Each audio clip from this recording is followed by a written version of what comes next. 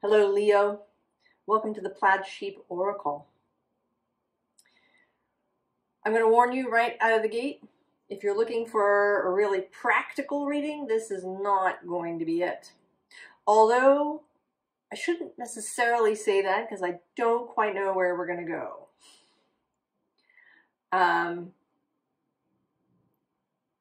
It's definitely going to be spiritual, possibly weird, possibly esoteric,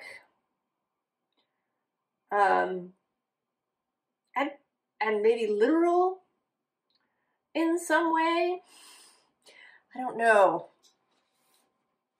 You know, they say about this time of year that the veil is really thin. But from my perspective, it's not that the veil is thin, but that we have greater perception. So it's not that the veil thins, but that our ability to see through it is amplified when Sun is in Scorpio. Now, maybe this doesn't actually make any difference, right? Potato, potato, possibly. But in a way, it does make a difference because it means that it may be possible to experience this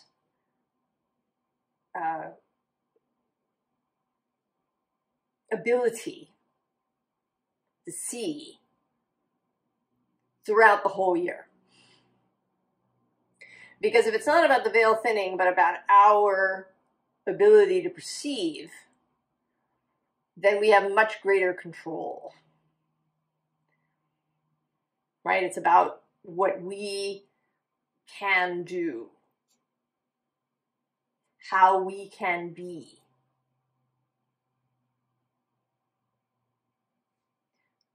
Regardless of, you know, where the sun is or the planets are.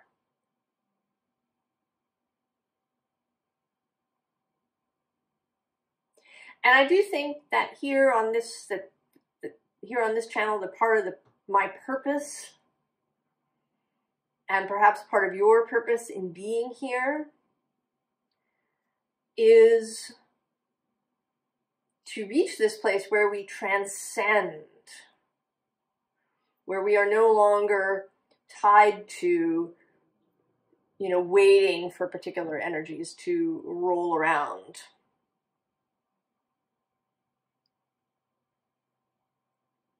So, we begin here with this Water Your Garden. And interestingly, I knew this had come out before in a reading, and I went and looked, and it was Aquarius at the end of last November who had this card come out. And there it was very much about watering your own garden rather than going and watering other people's gardens. So, you know, doing what you do for yourself, maybe, you know, starting your own business, for example. But yours, this card now, is actually coming out kind of literally. Because we also have this Mist card. Now, Water Your Garden says nourishment, body care, tenderness, rest. And then the Mist card says, trust your inner compass, be led from within. And I think all of these things are always wonderful and lovely. But today, this is looking like the same image, just seen from different angles. So here you're being seen from the back, and here you're being seen from the side in profile. So the receiving of energy, and actually I'm going to say the communication that is happening.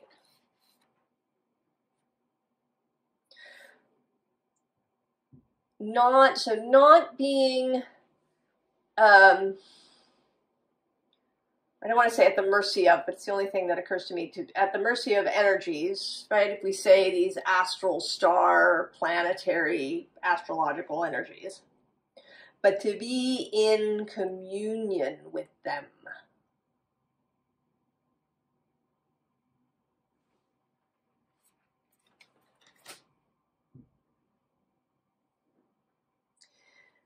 And this is repeated here with listen.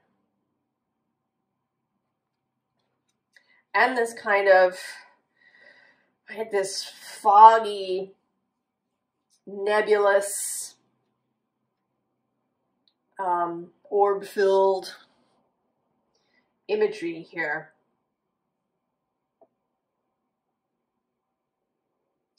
And then also with this card underneath, the gift, but not so much about the gift, but this, right, this hole, this space. In yesterday's reading with Cancer, I was, or not Cancer? What did I do yesterday? It's completely gone now. No, Libra. Libra's reading. I was talking about the idea of like bursting out of the back of the wardrobe and being somewhere else. And then this Rider card under that.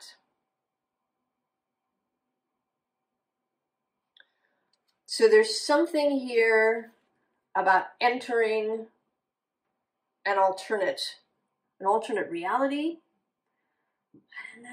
an alternate dimension. I feel like I don't want to name it, that I don't want to give it a label. It's just over there.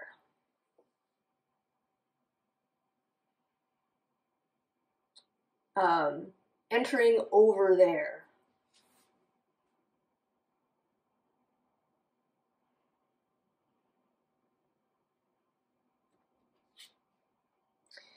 And then once you enter over there,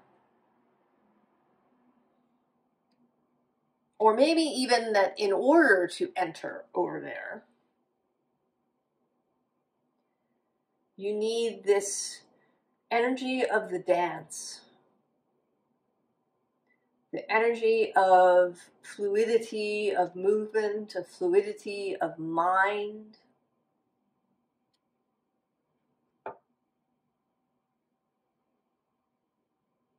Flexibility of self, flexibility of belief and opinions.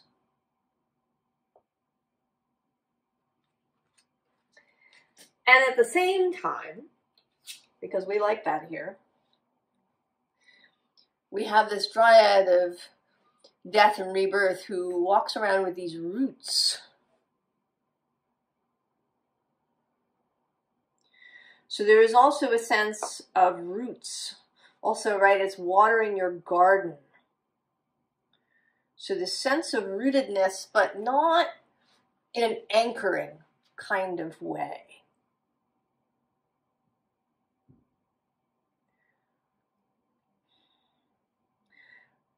Roots as the connection rather than as an anchor. So to keep one's connectedness here to this space, to your life, to earth,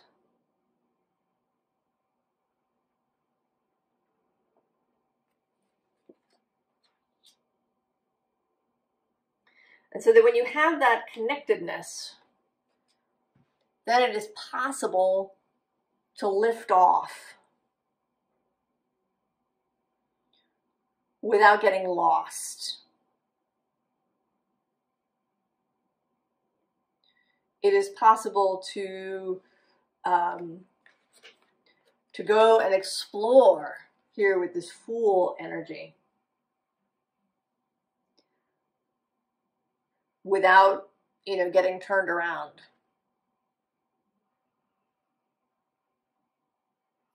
Without perhaps, there's all these sorts of things going on down here in the floor. And they feel a little bit like, there's hands reaching and this face. And these feel like energies that might grab at you.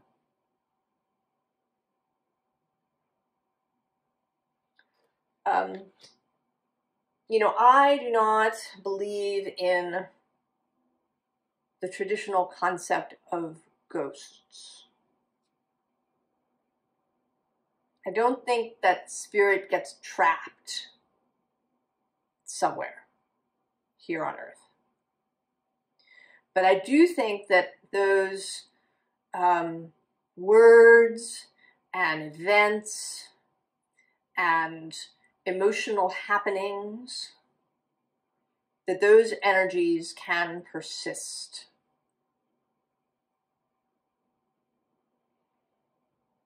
So that what may seem like a ghost is this echo of somebody's life, perhaps something terrible that happened to them, or something really heavy that was experienced and then it remained in that space, right? These are kind of, thought forms and feeling forms and echoes and memories that can fill a space. And we are vulnerable to these things when we're carrying them around inside of us. So if I'm feeling really anxious about something and I go into somebody's house that is also filled with anxiety, I may really feel that. But if I'm not anxious, if I'm feeling really, quite good and relaxed, I could go into that same place and not be weighed down by that. I mean, if I'm sensitive, I might be sort of vaguely aware that there's something going on. But it's not going to be able to, this hand is not going to be able to grab me by the ankle and hold on. So that this ability to lift off,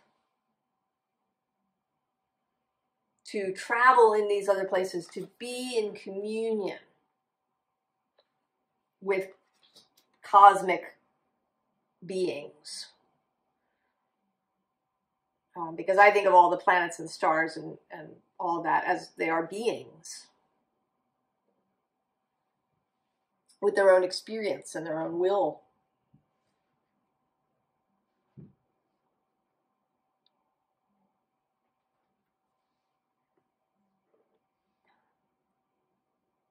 So that our ability to do these things is dependent both on this energy of the dance and on this connectedness to home. Right? And so we have this Ace of Materials, right? The spot, the anchor, the marker. You are here.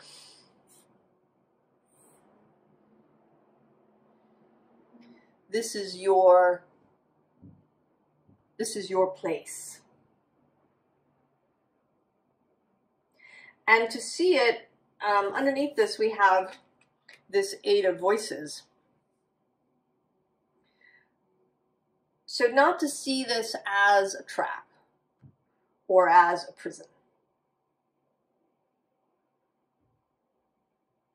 but as a container, a touchstone,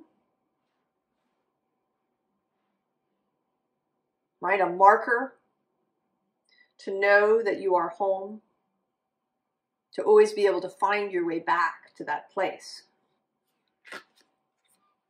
right? To have this Knight of Wands energy, to cultivate it, right? He's sort of a combination, right, of these two cards, because he's earthy, he's grounded, but here in this card in particular, he's also wreathed in roses. And he's sort of doing a little gallop here. Usually, right in the Waite-Smith deck, he's shown as stationary. But here there's movement.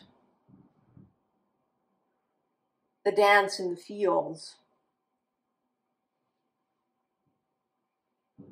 The ability to be both grounded and transcendent.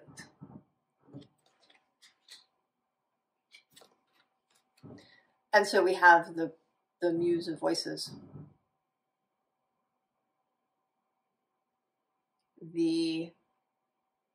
This sort of moth energy, this energy of flow and movement and air.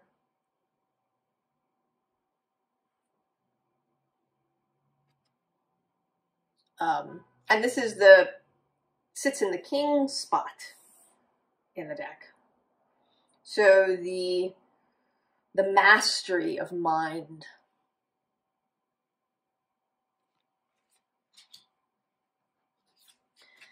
And that comes through again here with this Five of Swords, Five of Voices.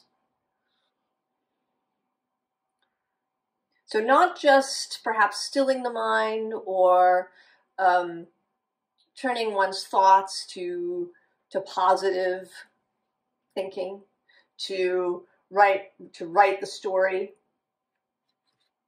that you want to live,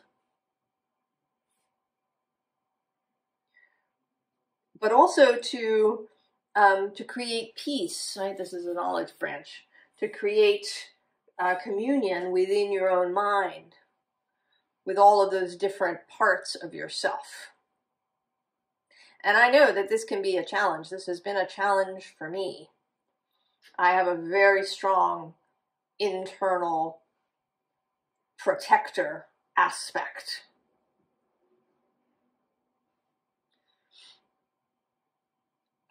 That is challenging for me.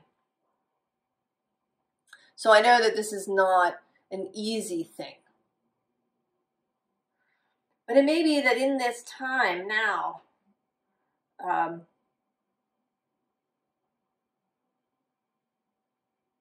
after Venus spent some time going back and forth in your sign, that you're feeling more flexible, that you're feeling a greater sense of internal communion and unity.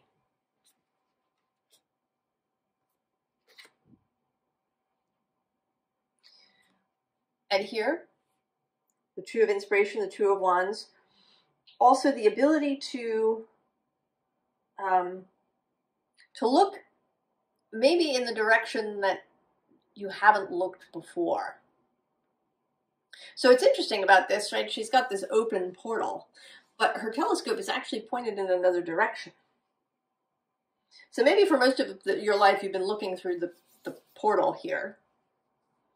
Maybe that's the way everybody else was looking. But now you are able to turn the telescope and look in a completely different direction. Now, starting next year, you've already had a taste of it, Pluto will move into Aquarius, across the way from you. And this is a grand opportunity for the expansion of all sorts of mysterious, esoteric, metaphysical journeys. And they don't have to just be into the underworld.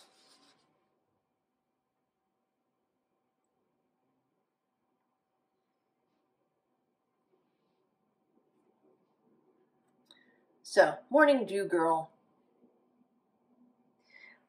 There is effort here. Not efforting, not over-efforting, but there are things to do. And maybe on a daily basis. But the advice here is to do them with pleasure. You know, it is her task, right, to go collect the dew. But I think she finds pleasure in it.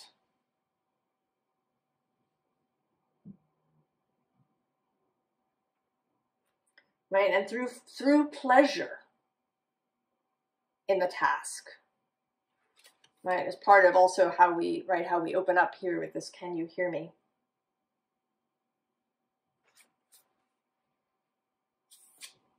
And then how we get clarity. How we get clarity and the ability to, you know, to lift off. And here with this, right, with this building, this underneath, right, that's that connection to those things that matter, to home, to your values, to your integrity, to the people that you care about, to your goals, your dreams, to your body, as you maybe travel wider, commune with cosmic beings.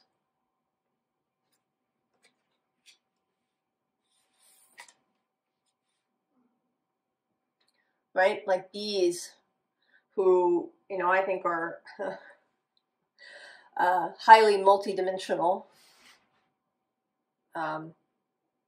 connected very much to Eros, to the physical.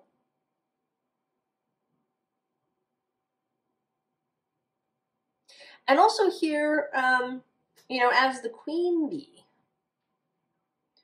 to know that you're not alone. That there are many others with you. Both humans on Earth that are on this same adventure, as well as, you know, your non-physical fellowship.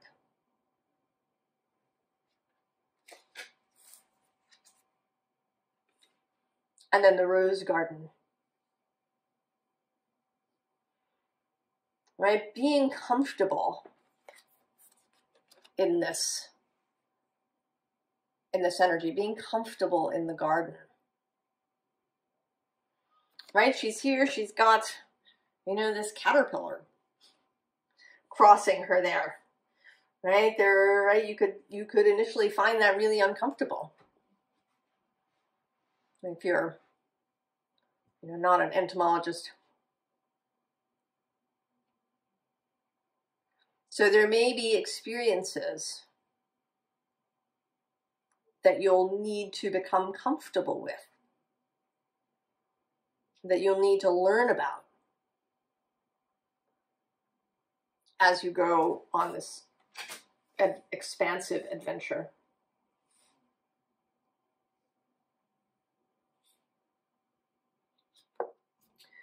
So here we have divine feminine, and I wish we had another word for it.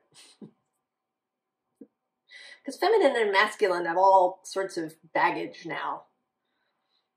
But the frequency of divine feminine supports our receptive, nurturing, and soft side, allowing it to express itself openly and helping us to connect to our intrinsic understanding of our connection to all of creation. So it is a kind of, right, the softness, the flexibility, this mist kind of energy. And below is the sacral chakra. And then below that, delight. So pleasure, delight, this whole misty, watery garden energy, this communion energy. And then we have these two cards that, right, are a phrase, earth magic. And I'm not even going to read the little blurbs here because this wants to be taken literally. To do earth magic, that is to say, magic that is about things in reality, right? That's about earthly things, about what you have in your life, about what you can take pleasure in and delight in.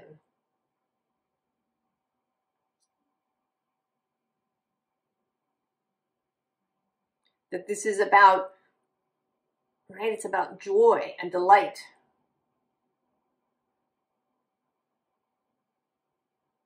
You know, I think that the cosmic beings delight in communication with us.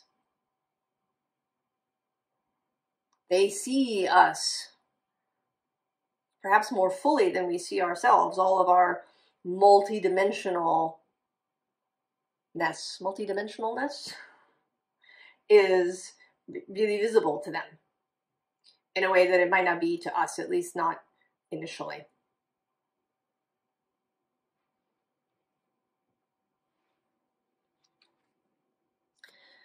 And then there's this card, but underneath it is this fear card, right, which may be lurking somewhere for you.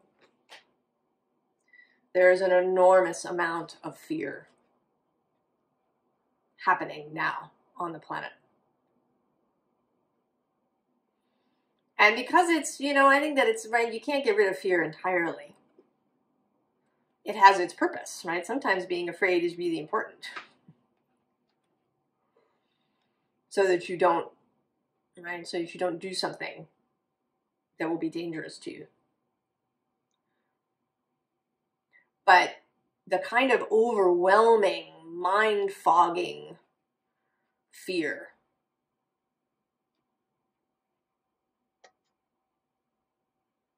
the uncontrollable fear, that you don't have to live with.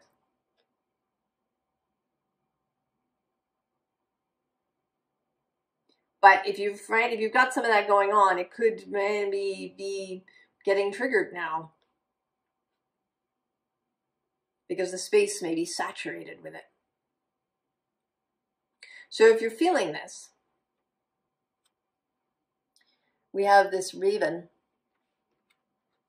Magic, coincidence, synchronistic events. And I'll tell you about one I had yesterday. The universe showing off. So I watched something, and it had a particular actor in it. Not a famous actor at all. I don't think I'd seen him, or at least I didn't think I'd seen him in anything else. And then later in the day, it was kind of evening, I got the impulse to watch this old TV show that I hadn't seen in many, many years. And one particular episode, like, I kind of wanted to see it. And I watched it, and there was the actor.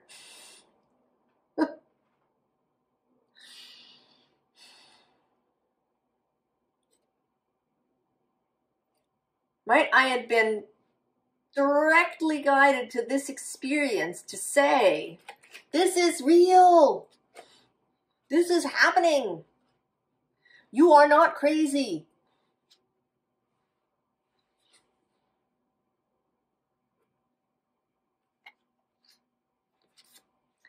And then, of course, the mystery, right? You are not crazy, but you're not going to be able to see everything. And how boring would it be if you could? Enjoy the mystery. Delight in the mystery. Delight in what might come.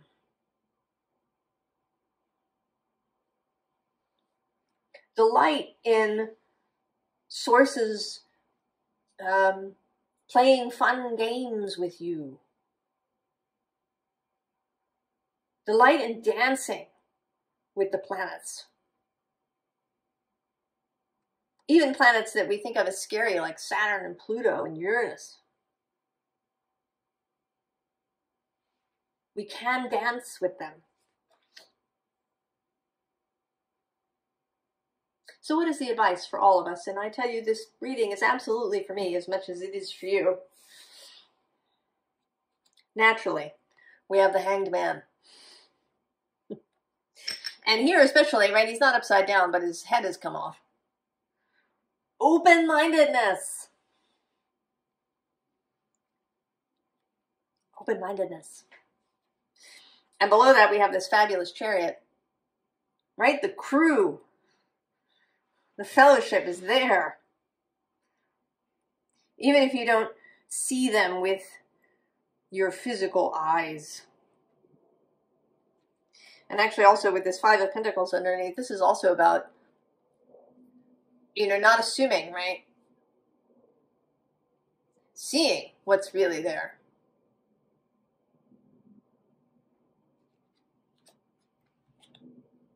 And then we have this interesting Four of Pentacles, which to me is all about allowing Source to just move you somewhere. Allow yourself to be led.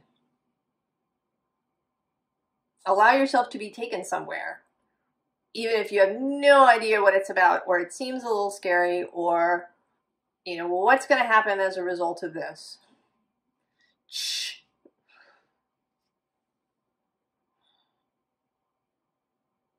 Let yourself get taken somewhere.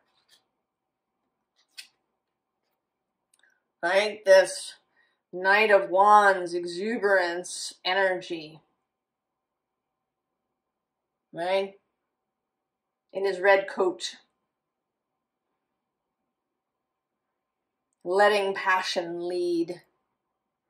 Letting the heart lead. Here with this Ace of Cups.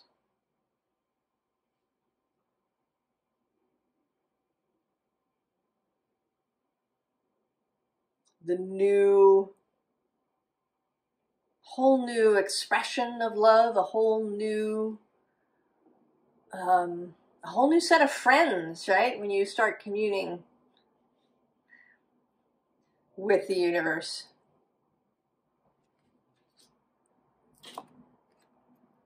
And then the Two of Cups.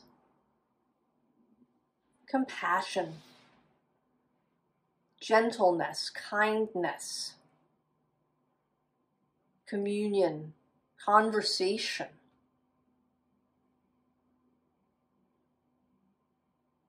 Open yourself up to conversation with the all that is. And be right here, there is right, the hearts are visible. Right, the water can pour back and forth between these two individuals. So openness. And a cultivation of trust, both in your own heart, in your wider self, right? That aspect of you, and in Source.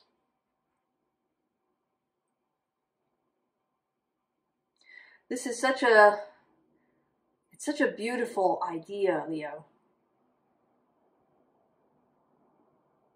And I hope you embrace it. I hope you embrace this communion, this garden that is over there. I wish you all the very, very best, Leo, and I'll see you next time. So long.